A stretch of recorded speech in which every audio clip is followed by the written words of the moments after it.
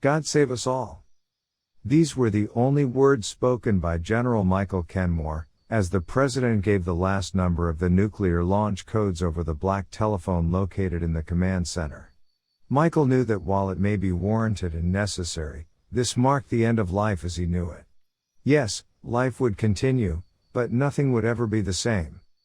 The walk to the small red button underneath a glass case was the longest walk he had ever made.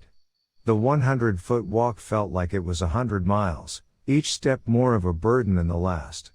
The whole world's fate rested on his fingertips, and there wasn't a damn thing he could do about it. Sure, he could refuse to click the red button under the dusty glass case, but they'd get someone else to do it anyway. If there was one thing Michael had learned in his life, it was that free will is something aspired to, but never actually gained. Theoretically, he could do whatever he wanted to, but there is always someone influencing the decision and working their metaphorical fingers in your brain, twisting and morphing your thoughts into thinking they're your own when they truly are set there by someone else. And when you do have your own thoughts, the someone who's always more powerful decides that you need to think another way, and you do. You always do. Michael didn't want to press the button. He didn't want to watch the news the next day to see that the bomb he sent off wiped out a whole society, ending of the lives of every good, bad, and insignificant person there. But, years in the army turned Michael, a once compassionate, thoughtful person, into a cold, bitter veteran who obeyed orders and didn't care enough about his own life, let alone someone else's. But this was different. He couldn't put his finger on it, having called in many missile strikes and many bombing runs. But something was tugging on his subconscious this time, and he couldn't realize what. This made the walk even more unbearable, knowing that a part of him was trying to redeem him, but all the other parts suppressing the feeling. And so, Michael finally reached the button. As he looked down on the dusty glass case, all he could see was his reflection.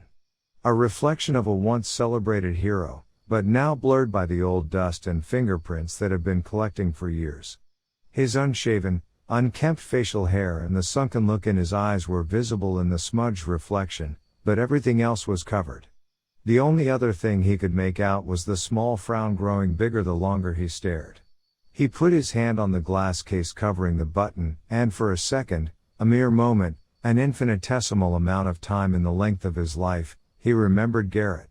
Garrett Kenmore, Michael's little brother. He was a ray of sunshine in a windowless room, a light at the end of the tunnel, a hope in a hopeless world.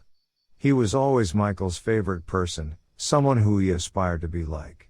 For Garrett was kinder than all, more caring than all, and more understanding than all. He always thought the best of everyone and brought out the good of everyone he ever met. But Garrett died during spring break of his freshman year at college.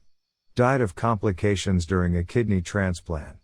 He decided to donate a kidney to a 7-year-old girl he babysat during high school. He heard around town what she was going through and decided he needed to help. He went to the parents' house to give his thoughts and find any way to help. After being told by her parents that there was too long a waiting list for them to get the surgery before her kidneys failed completely on her, Garrett decided he needed to help.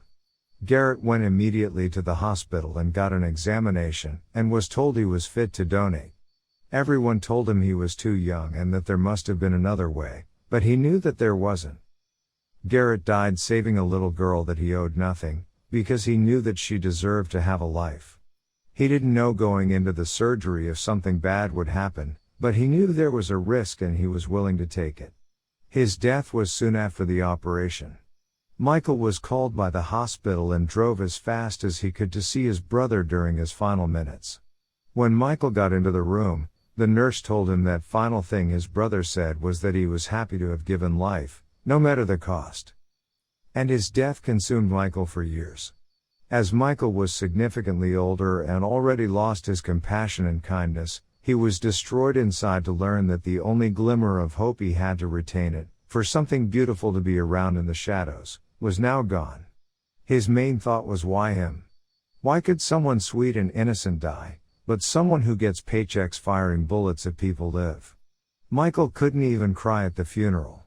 To him, Garrett was the redeemable quality Michael always dreamt of retaining. And with the end of Garrett came the end of all hope. Michael was cold and bitter before, but after that moment he became a shell of a human being, acquiring perhaps the most damaging quality someone could have, lack of empathy. Lack of empathy in everyone, everything, and even himself. With complete callous in life, he did what he was supposed to do and didn't care whether or not anyone was hurt, and didn't care what he did, he just did what he was told. This was the last thought fleeting through his mind as he flipped the case open and put his index finger on the button. But there was still hope. He imagined a world where Garrett still lived and everything was okay. Michael was happy again, life was good, and the meaningless fight between two different societies never occurred, and the bomb to end that meaningless fight didn't murder millions of people.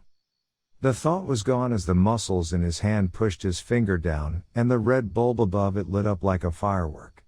The sirens blared, and the missile could be heard launching off of its pad.